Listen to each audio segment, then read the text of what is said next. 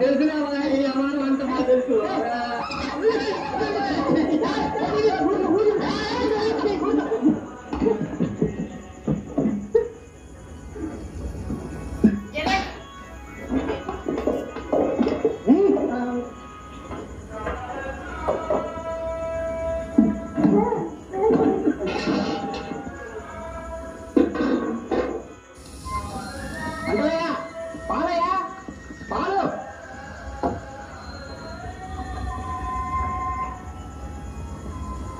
సత్యవా, క్షేమంగా ఉన్నావా?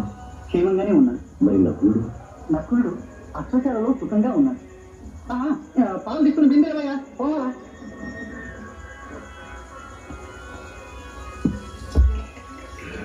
భక్తుగారు, ఈసారి విజయం నాదే.